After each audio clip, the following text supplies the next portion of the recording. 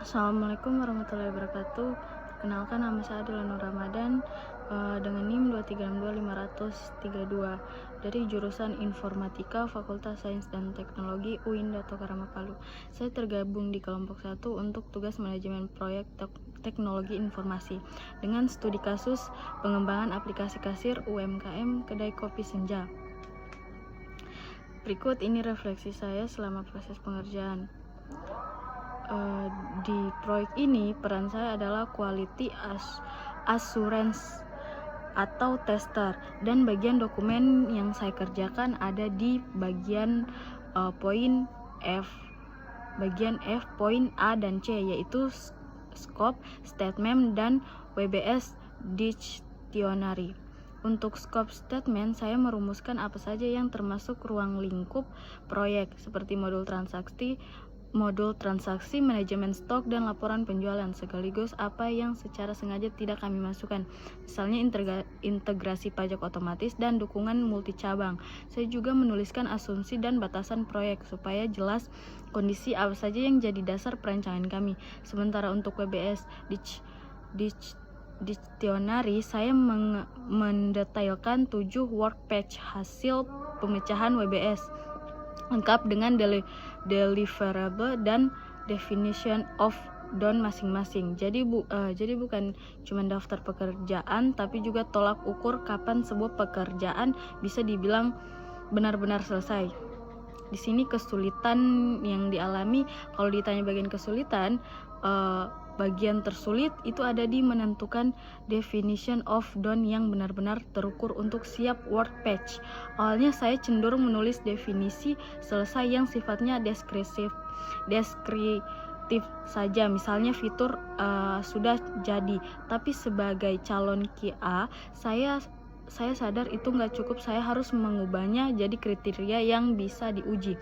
Contohnya untuk modul transaksi, saya tetap meminimal 10 skenario pengujian termasuk custom order harus lolos tanpa error, baru dianggap selesai. Proses menyusun ulang kriteria seperti ini yang paling banyak menyita waktu bagi saya.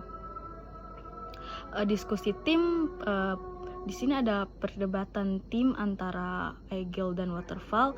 Diskusi tim yang paling panjang tetap soal pemilihan model SDLC, Agile atau Waterfall. Dari posisi saya sebagai QA, saya melihat dari sisi yang agak berbeda dari teman-teman lain. Bukan cuma soal kecepatan pengembangan, tapi soal kapan pengujian bisa dilakukan. Kalau pakai Waterfall, pengujian baru bisa dilakukan setelah seluruh sistem selesai dibangun. Dan kalau ternyata ada requirement yang salah dari awal, saya sebagai tester baru akan menemukan masalah itu di akhir, saat waktu revisi sudah mepet. Sedangkan dengan Agile, definition of done bisa saya terapkan per sprint. Jadi setiap fitur langsung diuji begitu selesai dikerjakan dan masalah bisa ketahuan lebih cepat. Argumen inilah yang akhirnya memperkuat keputusan tim untuk memilih Agile. Di sini saya akan menjelaskan soal manajemen ruang lingkup dan WBS. Di sini ada di sini ada scope statement. Di sini ada elemen dan isinya. Elemen yang pertama yaitu ruang lingkup.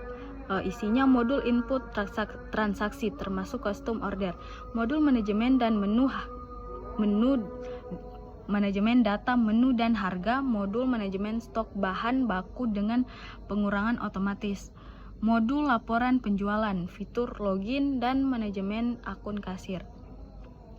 Yang kedua, di luar ruang lingkup, isinya integrasi perpajakan otomatis, dokumen multi cabang, integrasi software akuntansi eksternal, fitur pemasaran promosi otomatis.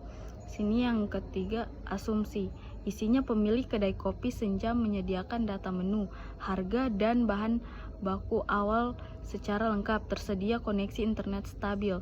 Satu perangkat tablet atau HP mencukupi kebutuhan tahap awal. Pemilik dan barista bersedia dilibatkan dalam sesi rekrutmen dan UAT.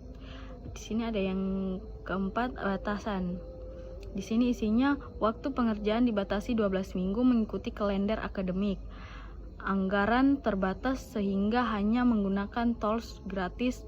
Jumlah anggota tim tetap 7 orang dengan waktu per waktu. Di sini ada bagian B yaitu work breakdown, yaitu WBS. Di sini ada level 1, level 2 dan level 3. Yang level 1 yaitu proyek, level 2 phase, yang level 3 work patch. Level 1 di sini ada aplikasi kasir, kedai kopi senja. Di sini inisiasi dan rekomen. Di sini ada reinisiasi dan rekrutmen. Wawancara kebutuhan pemilik kedai. Yang kedua, analis dan dokumen rekrutmen. Yang ketiga, penyusun dan persetujuan project charter. Di sini level 2-nya ada desain.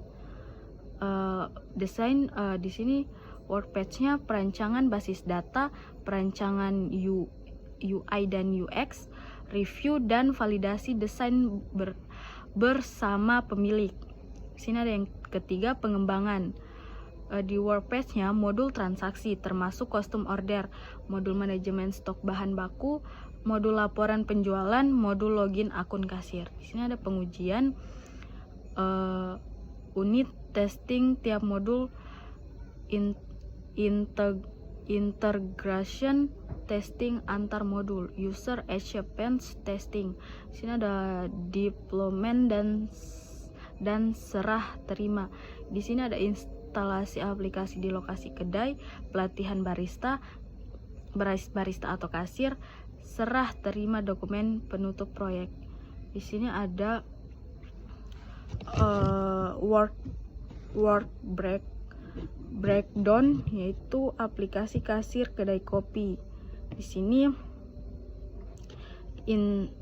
seperti yang ada di atas tadi.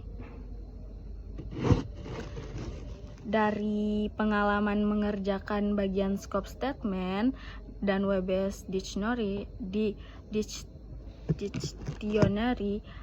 saya belajar bahwa perancangan proyek itu nggak cukup hanya menuliskan apa yang harus dikerjakan, tapi juga harus dijelaskan bagaimana cara memastikan pekerjaan itu benar-benar tuntas dan berkualitas. Ini juga jadi bekal penting buat saya sebagai calon QA bahwa kriteria selesai yang jelas justru mencegah banyak masalah di kemudian hari. Kemudian sekian dari saya. Wassalamualaikum warahmatullahi wabarakatuh. Bye bye.